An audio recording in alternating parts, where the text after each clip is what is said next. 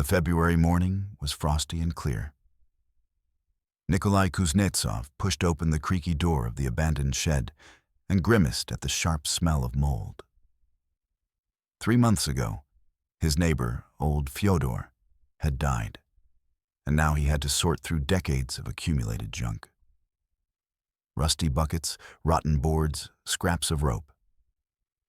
Nikolai methodically sorted his finds into piles, things that could be used and things that were only good for scrap metal. In the corner stood an old milk barrel, covered in cobwebs and dust. Before we begin the story, please write which city you are from. We are very interested to know where you are watching our video. Don't forget to subscribe to the channel and leave your rating. The farmer pulled the barrel toward the light. The lid gave way with difficulty, and the metal scraped. Inside were old rags, paint cans, and a pair of men's boots. Nikolai took out the shoes and examined them closely. The leather was cracked from age, but the boots had clearly been expensive ones. Someone had burned the initials AS 2009 into the right sole. His heart skipped a beat. Alexei Semenovich. 15 years ago, that was all anyone in the village talked about. The shepherd had disappeared along with 30 cows, as if he had vanished into the frosty December night air. Nikolai turned the boot over and froze. Dark spots were visible on the toe. Dried blood. His hands trembled, and the boots slipped out and hit the barn floor with a dull thud. Who could have left the missing man's shoes here, and more importantly, why in old Fyodor's milk churn? Nikolai sat down on an overturned box and closed his eyes. December 2009. At that time, he was still working as a zoo technician in the district center. But every resident of the district knew the story. Alexei Semenovich Gromov, 45 years old, a shepherd with 30 years of experience. The man was known for his honesty and love of animals. The cows followed him like a leader, and the calves gravitated toward him as if he were their own father. Alexei never raised a hand to the animals, never rushed them, never shouted. On that fateful night, he was supposed to drive the herd to a distant pasture. In the morning, he planned to return and pick up his family, his wife Maria and 10-year-old son Dimka. They planned to visit relatives in Moscow for the New Year holidays. But in the morning, there was no one at the pasture. No shepherd, no cows. The search continued for 2 weeks, even involving a helicopter. The result was 0. Nikolai opened his eyes and looked at his shoes again. Something didn't add up. Alexei had left with the cows, so he should have been wearing work boots or felt boots. So where did these dress shoes come from? The farmer got up and headed for the exit. He had to go to the village council and look through the archives. 15 years was not too long ago for such a mystery. The village council secretary, Anna Ivanovna, greeted Nikolai with surprise. The woman remembered the story of the missing shepherd, but it took a long time to find the documents in dusty folders. "Here, I found it," she said, handing him a yellow folder labeled Case of Missing Person. Nikolai leafed through the pages. The initial investigation report, witness statements, information about the search efforts, and an unexpected detail. The day before he disappeared, Alexei had withdrawn all his money from his savings account. 37,000 rubles. Why did he need that kind of money? Nikolai wondered. In 2009, that was a lot of money for a simple shepherd. Anna Ivanovna looked over his shoulder. I remember his wife, Maria, telling everyone Alexei had saved up for feed. He wanted to buy hay for the cows. He said the farm didn't feed the animals well. Strange. If a man was planning to run away with someone else's cows, why would he spend his own savings on feed? It didn't make sense. Nikolai had moved to the village of Berezovka 5 years ago, but the old-timers still remembered the story. In the evening, he went to visit his neighbor, Baba Klava. The woman had lived to be 80 and remembered every piece of village gossip. Alesha was an honest man, not like the rest. The old woman shook her head. He would never have stolen cows. But the manager at the time, Petka Voronin, was a real crook. Nikolai pricked up his ears. What manager? A fat, bald man. He drove a foreign car and had gold teeth. They said he was involved in shady deals with livestock. Alyosha often argued with him. It was getting interesting.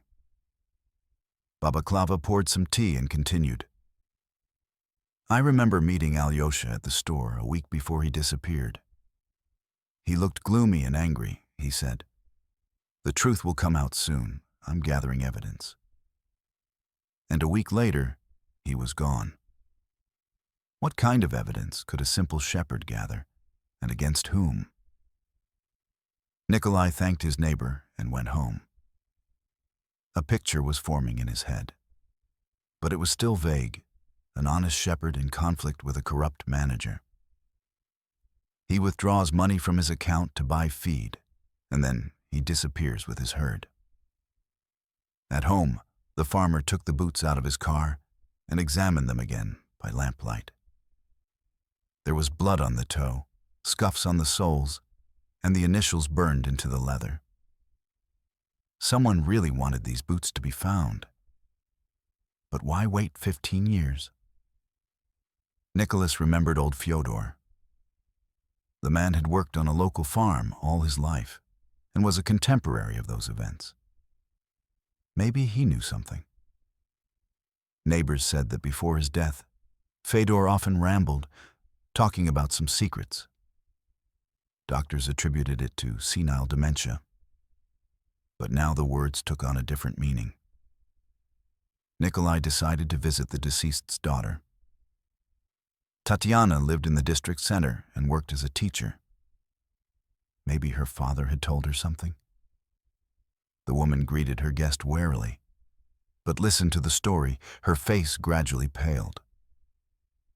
My father did say something about Alexei Semenovich in his last months, she admitted.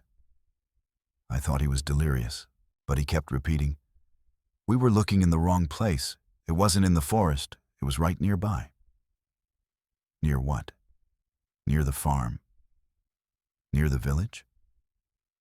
Tatiana paused, then added, and he said other strange things, that he saw a truck leaving the farm at night with a livestock trailer, but he didn't tell anyone at the time. He was afraid. A truck with a trailer on the night of the disappearance. This was no longer a coincidence. Nikolai asked to see his father's room.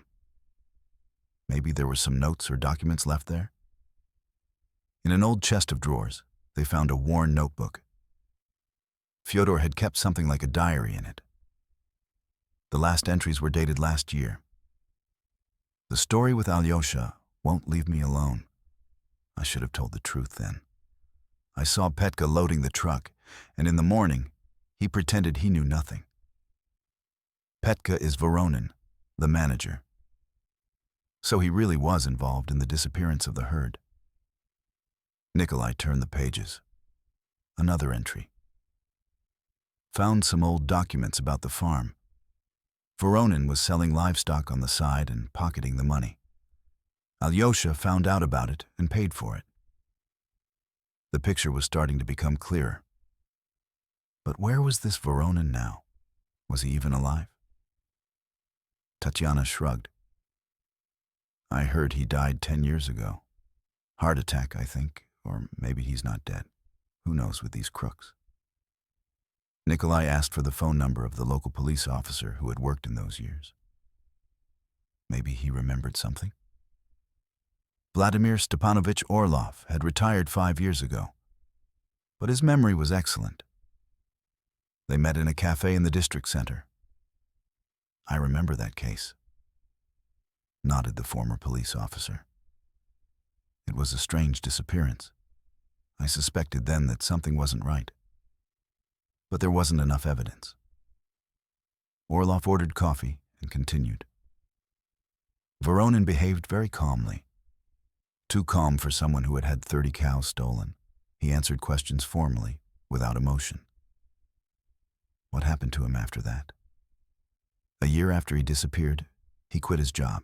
He said he wanted to go into business for himself. Then I heard he opened a scrap metal yard. Interesting. The money from selling the stolen cattle could have been startup capital for a new business. Orlov finished his coffee and looked thoughtfully out the window. You know what confused me the most back then? There was a fight on the farm a few days before the disappearance. Voronin and Alexei got into a fight right in the cowshed. The workers broke them up. What was it about? Alexei accused the manager of mistreating the animals. He said he would complain to the prosecutor's office. Voronin threatened to fire him. The motive for the crime was becoming clearer. An honest shepherd threatened to expose the manager's schemes. The manager decided to eliminate the witness. But how was this connected to the discovery in the milk churn? Nikolai thanked Orlov and drove back to the village. On the way, he thought about the information he had received. The picture was coming together, but the main piece was missing. Where was Alexei Semenovich's body? At home, he carefully examined his find again. The boots were clearly expensive, not work boots. That meant Alexei had put them on for a special occasion, for a meeting, for a trip to the city, or maybe he was going to the prosecutor with evidence against Voronin. Nikolai remembered Babaklava's words. I'm gathering evidence. What evidence could a simple shepherd have against the manager? Documents, livestock, sales receipts, invoices, financial reports. Alexei had worked on the farm for 30 years and knew all the ins and outs of the business. But then, where were these documents? Could Voronin have destroyed them? Nikolai decided to visit the site of the former farm. Perhaps there were some traces of those events left there? The farm was located 3 kilometers from the village. Now all that remained were ruined walls and pens overgrown with weeds. Nikolai slowly walked around the area. A safe remained in the old administrative building.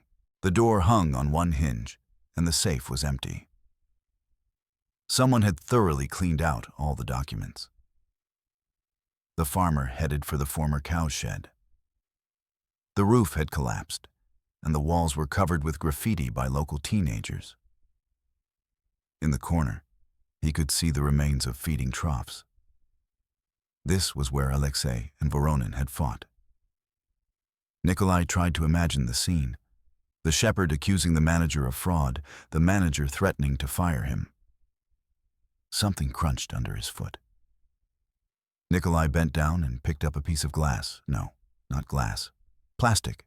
A piece of a cell phone. In 2009, cell phones were not yet widespread in the village.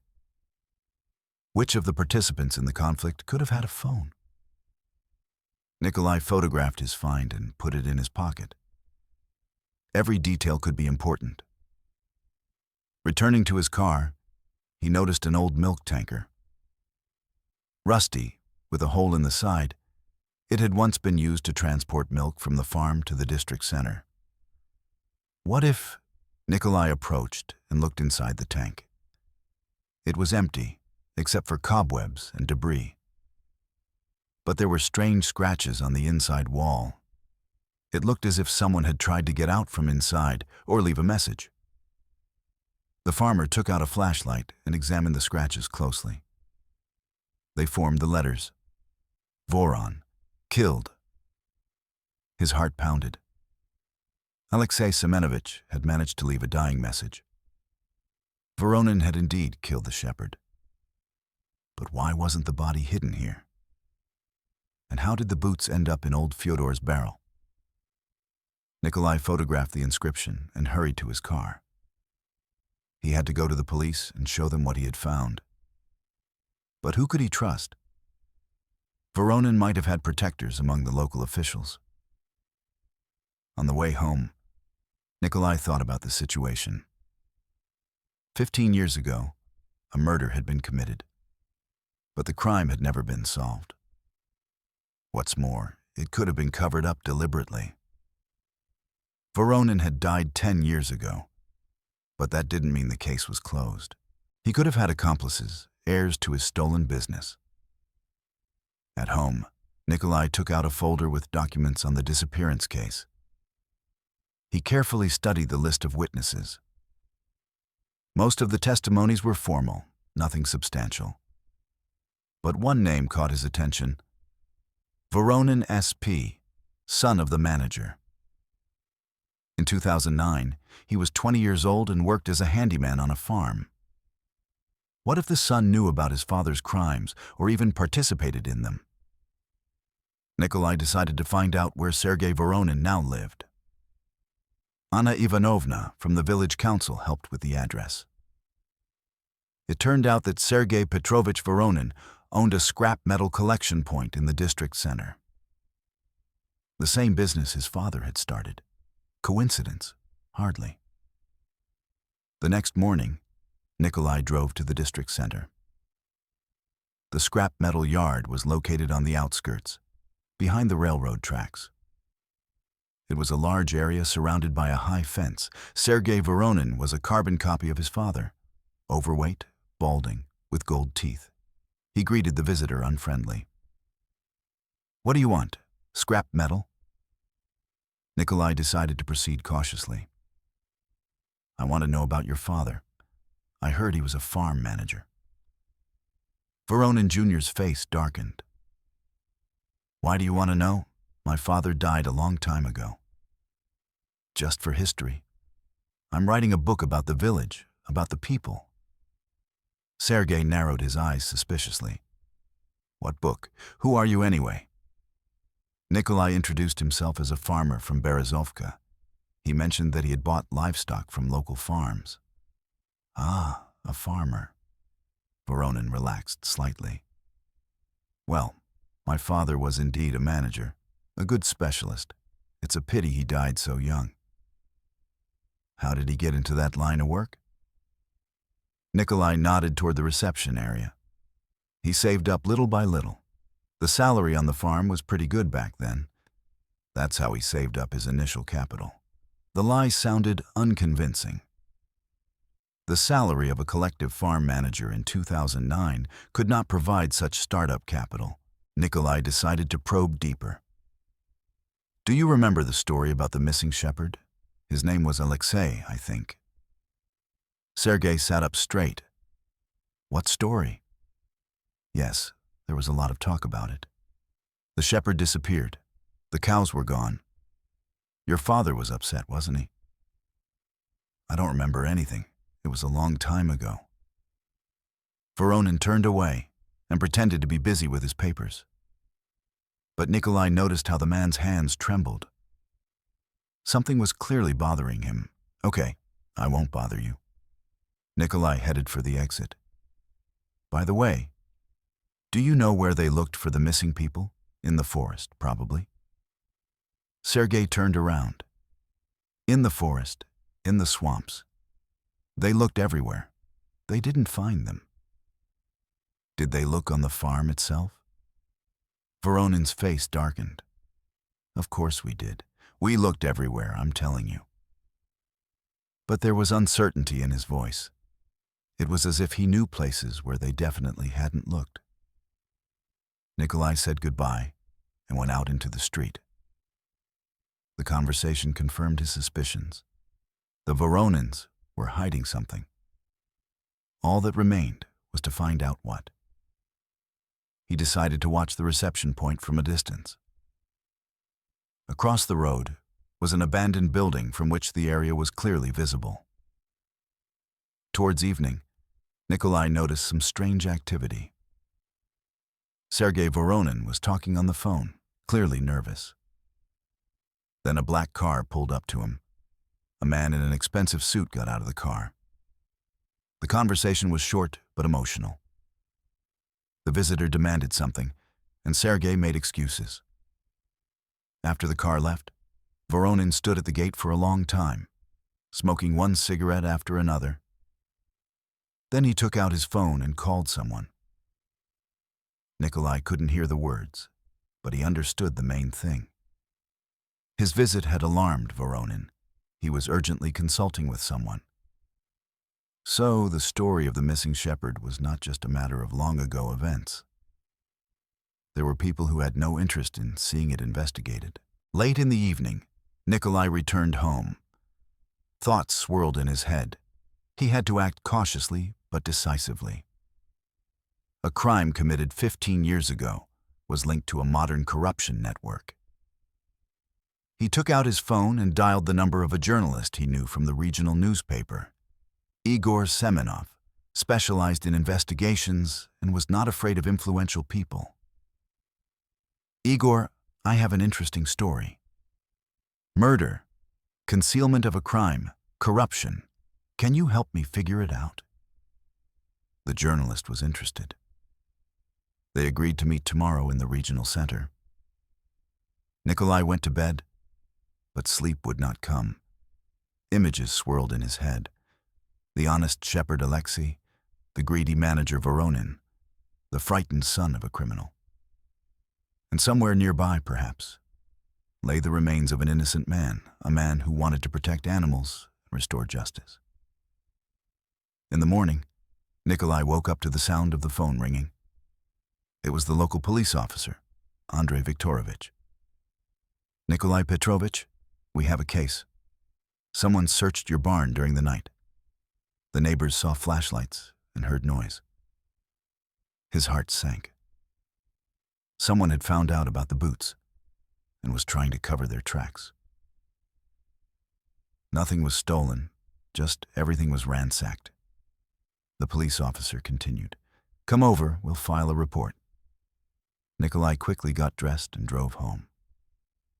The scene was sad. The shed had been turned upside down. They were clearly looking for something specific. Fortunately, Nikolai had taken the boots home. They were intact. The police officer recorded the incident, but did not show much enthusiasm. He said it was just hooligans. It happens. But Nikolai understood. This was not hooliganism. Someone was trying to hide evidence of a crime committed 15 years ago. After the police officer left, he carefully inspected the house. Was everything in its place? Had anyone broken in? Documents related to the disappearance were lying on the desk in his study. The folder had clearly been looked through by someone. The pages were out of order. This meant that the perpetrators had been in the house. They were looking for compromising material. Nikolai realized that there was no time to think. He had to get the information to the journalist urgently before it was destroyed for good. He photographed all the documents and sent copies to Igor Semenov by email. Then he hid the originals and the boots in a safe place. By lunchtime, Nikolai was already in the regional center. He met with the journalist in a cafe on the central square. Igor Semenov listened to the story with growing interest. An experienced journalist, he immediately assessed the potential of the material. This is serious, he concluded. Murder, concealment of a crime, possible corruption. But we need additional evidence. What other evidence? We have shoes with blood on them, the victim's suicide note. That's not enough for a court. We need to find the body, establish the cause of death, and prove the connection to Voronin. Igor was right. Circumstantial evidence was not enough to charge someone with murder. What if we try to break his son? Suggested the journalist. 15 years is a long time. Maybe his conscience is bothering him. Doubtful. Sergei Voronin was clearly aware of his father's activities and had kept quiet all these years. Then let's take a different approach. Igor outlined a plan of action. We'll dig up the archives on livestock sales in 2009. Look for financial discrepancies. Check where Voronin Sr. got the money for his business. It was a good plan, but it would take time, and Nikolai felt that time was running out. His opponents were already getting active. There's another option, the journalist added. An official statement to the investigative committee, demanding that the case of the disappearance be reopened. Nikolai nodded. It seemed like the right thing to do. They went to the investigative committee building. The investigator on duty listened to the statement and examined the shoes. I see, he said finally. We will review your statement within the time frame established by law. The formal response was not encouraging, but the official procedure had been set in motion. In the evening, Nikolai returned home. Now all that remained was to wait and hope that the truth would prevail. But within a week, it became clear that the case would not be easy. Nikolai received a call from an unknown man. "Don't get involved in something that's none of your business," said a low voice, "or you'll regret it." The threats confirmed that the investigation had touched influential people. People who were still benefiting from crimes committed 15 years ago. Nikolai was not afraid.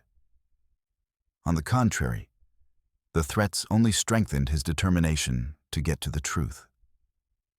But who is behind the Voronins? Who is protecting their interests even after the death of the main criminal? The answer to this question will change the whole picture of the case. It will show that the story of the missing shepherd is linked to the modern system of corruption. A system where honest people become victims and criminals thrive for decades. But now this system has a serious opponent, a stubborn farmer who will not stop until justice is restored. Who is behind the Voronins? Who is helping to cover up a crime committed 15 years ago? And is Nikolai willing to risk his life for the truth? The answers will shock you. The Milk Secret. Part 2 of 3. A month after filing a report with the investigative committee, Nikolai received an official response. The missing persons case had been reopened. Senior investigator Marina Koltsova was assigned to the case. A middle-aged woman met the farmer in her office. She was wearing a strict suit, her gaze was attentive, and there were neat stacks of documents on her desk. "I've studied your materials," she began. "It's an interesting theory, but we need more substantial evidence to charge someone with murder." Nikolai took out a folder with documents. "What about financial fraud? Voronin was selling livestock on the side." Koltsova leafed through the documents. "We'll check that. But first, we need to establish that a crime was committed. Find the body." The body, that was the main problem. Where could Voronin have hidden the shepherd's body? Any ideas? Asked the investigator. Nikolai remembered the milk tanker with scratches on it. There are old tanks and silo pits on the former farm. We'll organize a search, but it will take time. Time was working against them. Nikolai felt that their opponents were not sleeping. The next day, the local police officer came to him with unexpected news. Sergei Voronin has filed a complaint. He is accusing you of slander and threats. What threats? I only spoke to him once. He claims that you demanded money for your silence. You threatened to destroy his business. A classic tactic. The best defense is a good offense. Voronin decided to discredit the main witness. Nikolai realized that they were playing for high stakes. That meant they had something to hide. In the evening, journalist Igor Semenov called. I have news. I looked through the archives on livestock sales for 2009. There are some interesting discrepancies. They met at a cafe on the outskirts of town. Igor laid out copies of the documents on the table. "Look here," he said, pointing to the delivery note.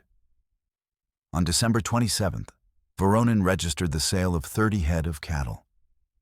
The buyer is Meat Industry LLC from a neighboring region. Nikolai studied the document. What's strange about it?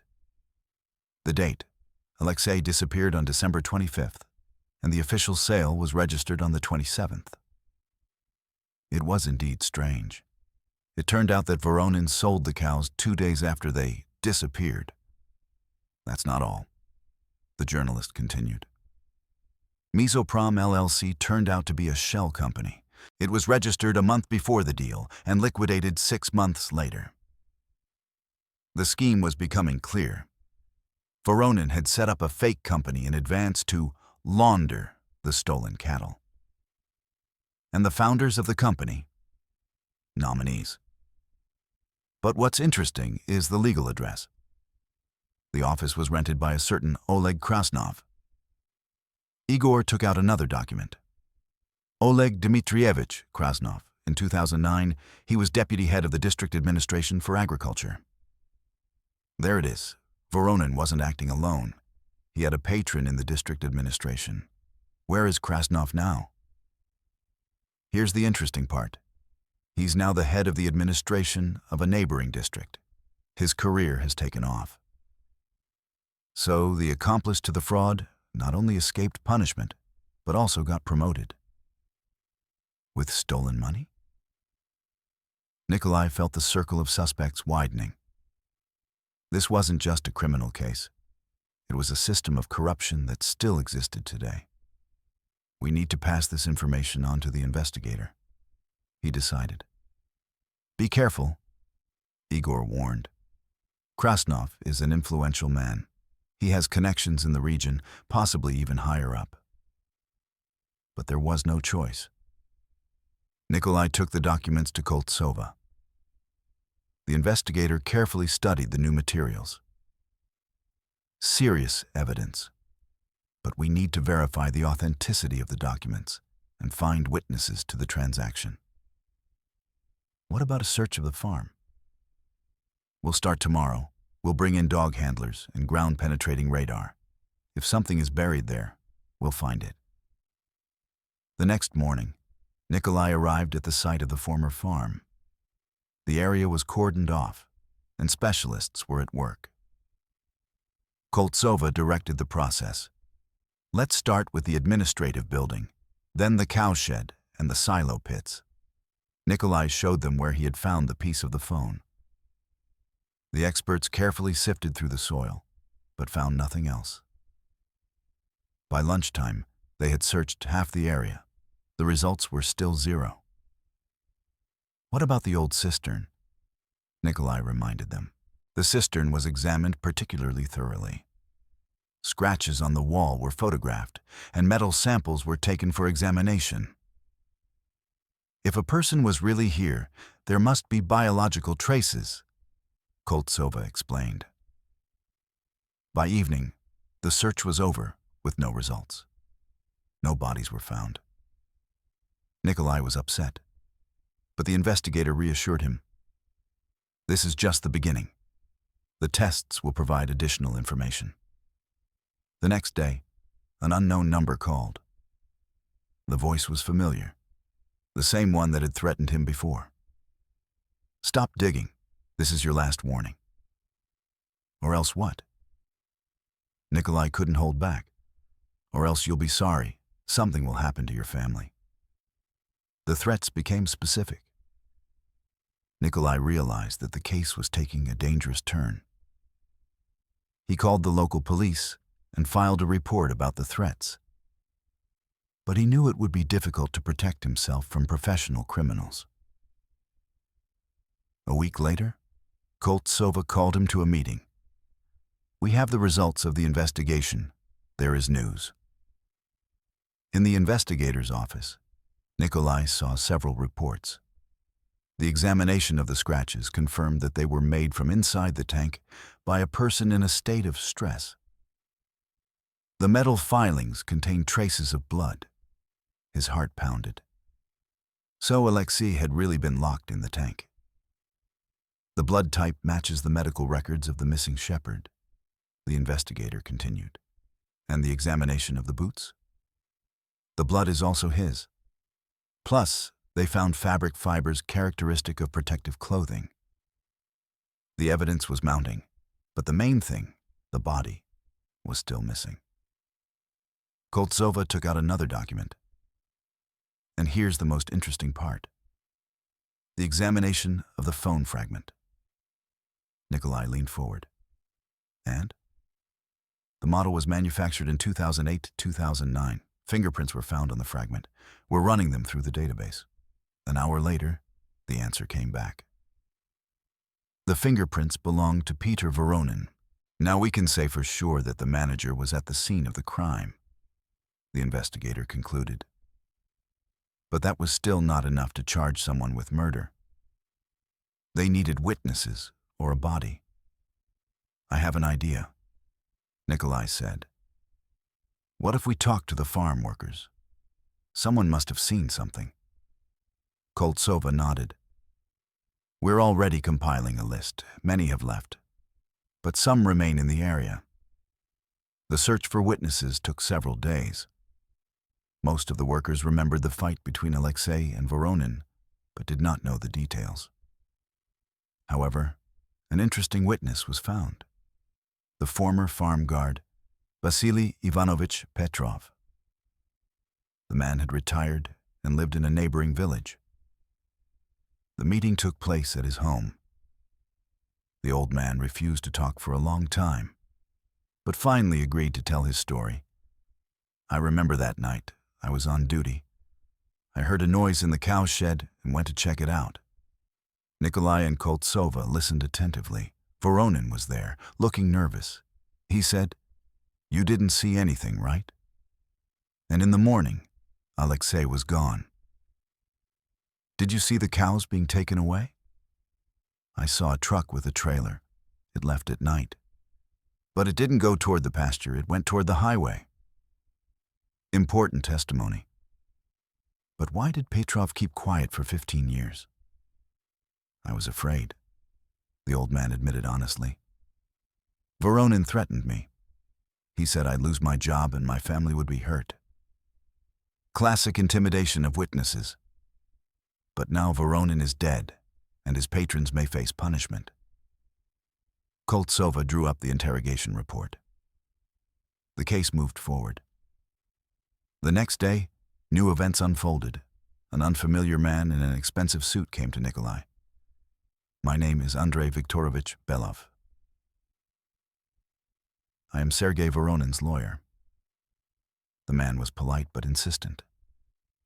My client is ready to settle the conflict peacefully. What conflict? We're talking about murder. The evidence is circumstantial, and my client's reputation is suffering from your accusations. Belov took out an envelope. Sergei Petrovich is willing to compensate you for your moral damages, 100,000 rubles. An attempt at bribery. This meant that Voronin Jr. was seriously scared. I'm not for sale, Nikolai replied firmly. The lawyer put the envelope away. Then get ready for a long trial. We will prove that this is slander. After Belov left, Nikolai realized that the struggle was entering a decisive phase. His opponents were using every method at their disposal. But the investigation also had new opportunities. Koltsova received a search warrant for Sergei Voronin's home. The search was conducted at dawn. Documents, a computer, and bank statements were seized from the scrap metal collection point office. Nikolai watched from the sidelines. Sergei Voronin looked dejected. For the first time in many years, he faced the real threat of exposure. On the same day, Koltsova arrested Voronin Jr. on suspicion of complicity in concealing a crime. The preventive measure was a written pledge not to leave the city. Lawyer Belov immediately filed a complaint, but the case had already gained momentum.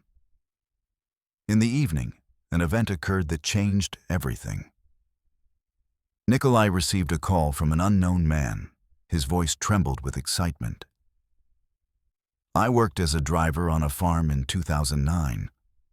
I know where the shepherd's body is buried." We met late in the evening on the outskirts of the district center. Vladimir Sergeyevich Zhukov, 60 years old, retired. "My conscience has been tormenting me all my life," he said. "I helped Voronin transport the body. He threatened to harm my family." Zhukov recounted the details of that night. After the fight in the cowshed, Alexei was still alive, but seriously wounded. Voronin locked him in a milk tank. The shepherd died there from blood loss. In the morning, Voronin forced me to help him take the body away. "Where?" "To the old cemetery behind the forest. There's an abandoned chapel there. They buried him under the altar." The information seemed reliable. Zhukov knew details that could not have been known to outsiders.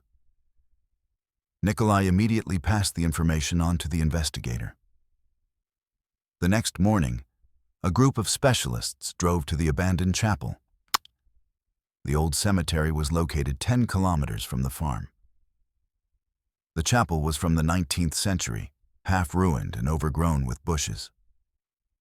The ground-penetrating radar showed an anomaly under the altar. They began excavating. By noon, they found the remains: a human skeleton, fragments of clothing, and personal belongings.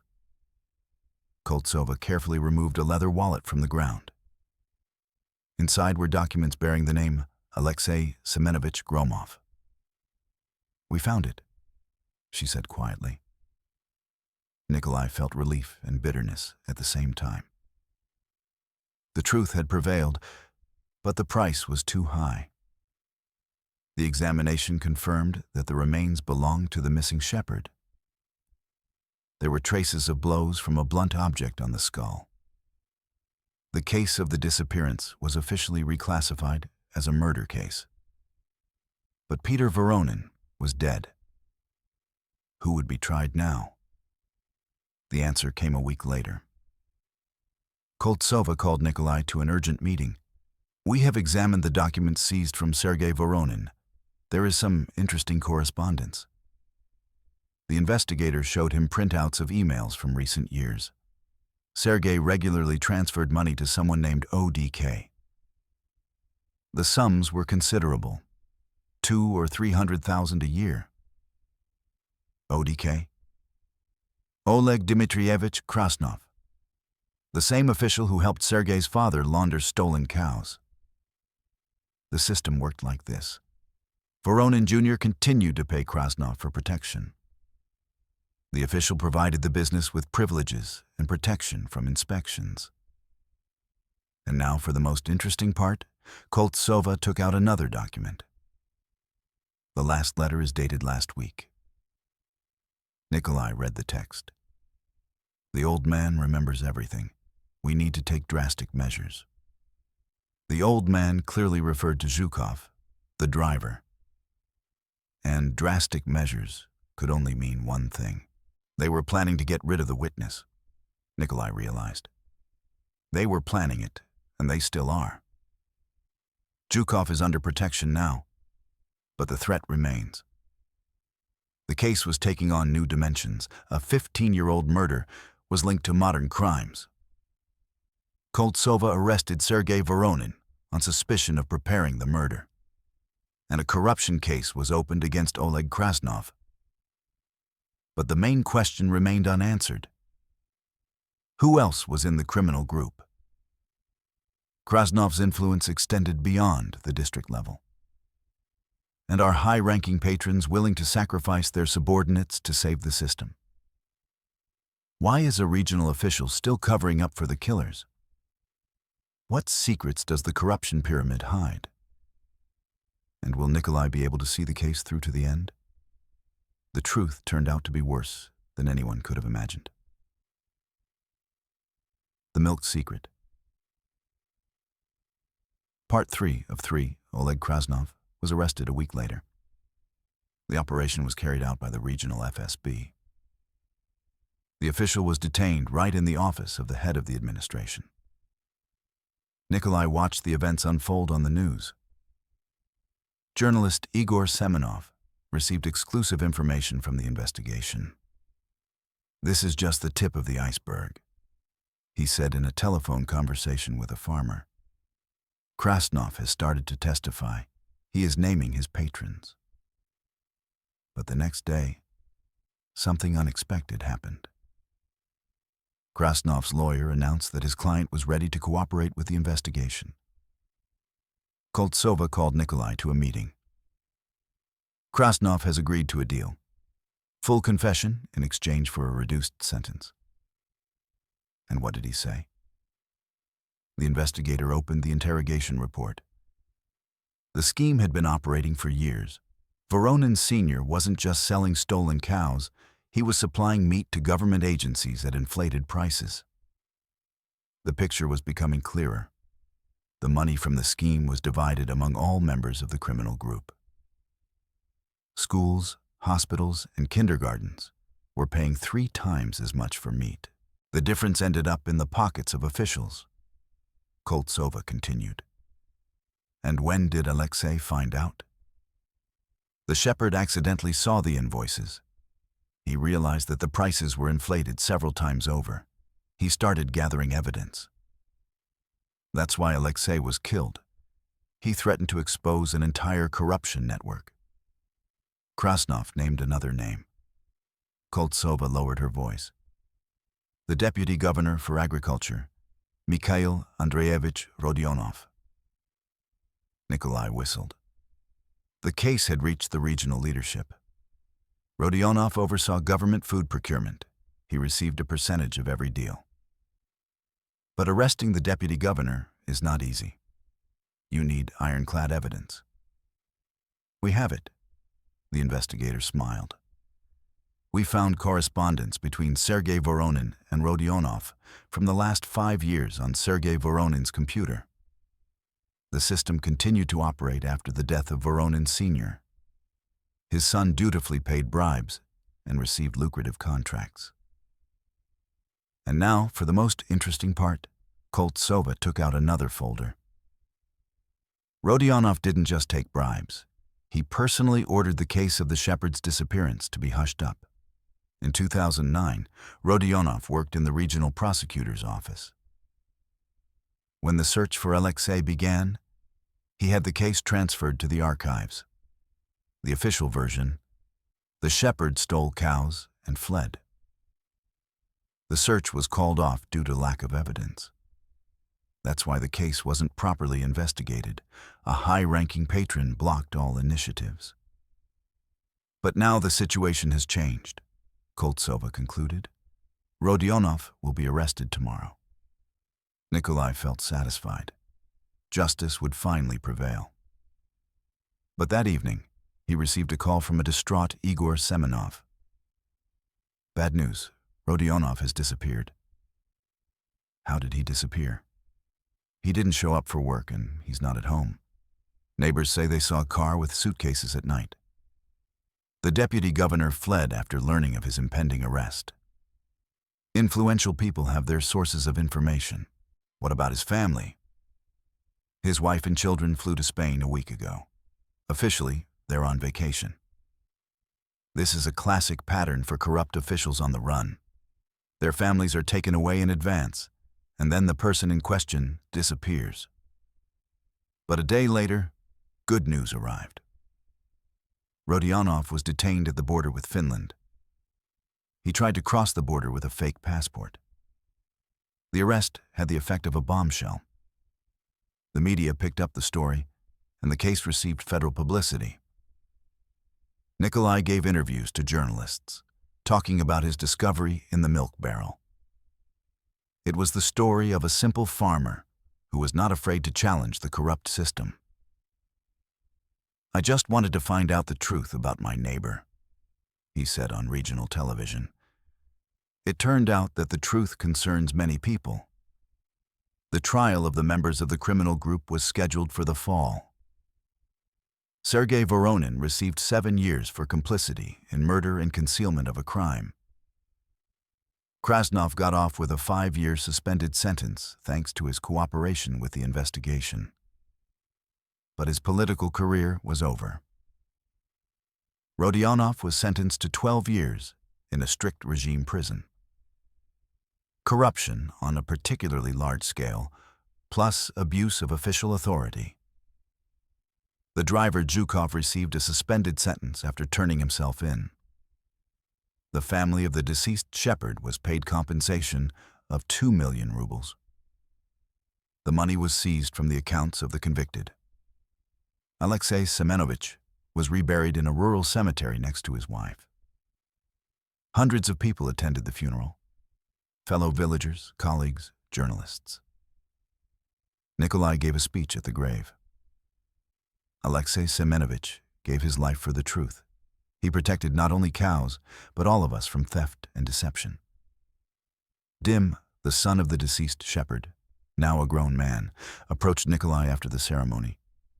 "Thank you. For 15 years, I thought my father had abandoned us. Now I know he was a hero." These words were worth all the dangers and threats. But the story did not end there. The investigation continued to unravel the corruption network. It turned out that the scheme to inflate meat prices was operating in several districts of the region. The total damage amounted to more than 100 million rubles. Money stolen from schools, hospitals, and kindergartens. 7 more criminal cases were opened. Dozens of officials, entrepreneurs, and suppliers came under investigation. Nikolai became a witness in all the cases. His testimony helped expose an entire system of corruption in public procurement. The regional governor was forced to resign. The scandal received national attention and reached Moscow. The Gromov the Shepherd case became a symbol of the fight against corruption. It was written about in newspapers and featured in documentary films. Nikolai received gratitude from the Russian Investigative Committee. But the main reward was the feeling of a duty fulfilled. A year after the trial, he returned to the site of the former farm. The territory was overgrown with grass, and the buildings were gradually falling into ruin. Only an old milk tank remained as a reminder of the tragic events. The scratches on the wall were the last message from an honest man. Nikolai stood in silence, remembering Alexei Semenovich, a simple shepherd who was not afraid to tell the truth, and paid for it with his life. But the truth prevailed. It may have taken 15 years, but justice prevailed. The farmer took out his phone and dialed the number of Dima, the son of the deceased shepherd. "How are you, son?" "I'm fine, Uncle Kolya. I opened the farm, just like my father dreamed. I raise cows and sell milk." "Are you selling honestly?" "How could I not? My father taught me." Nikolai smiled. Alexei Semenovich's work continues. His son is following an honest path, not repeating the mistakes of the past. And in the regional center, a special commission was created to fight corruption in public procurement. It operates under the motto, "In memory of Shepherd Gromov." Every official knows this story. They know that sooner or later, deception and theft will be punished, even if it takes 15 years. But the truth always wins out. Nikolai got into his car and drove home. The cows were waiting for him on the farm, the descendants of those stolen by Voronin. The farmer bought them from the heirs of bankrupt farms and gave them a new life. The animals grazed on green meadows and produced good milk. Honest milk, without blood and deceit. And in the old milk churn where the boots were found, flowers now grow. Nikolai planted them in memory of the honest shepherd. And every morning, when he goes out to the farm, he sees these flowers. They remind him that truth is stronger than lies, and justice is stronger than corruption. You just have to not be afraid to look for it, even if the search takes 15 years. Question for reflection. How many more secrets are hidden in the abandoned farms and barns of our country? And will we have the courage, like Nikolai, to get to the truth, no matter how terrible it may be?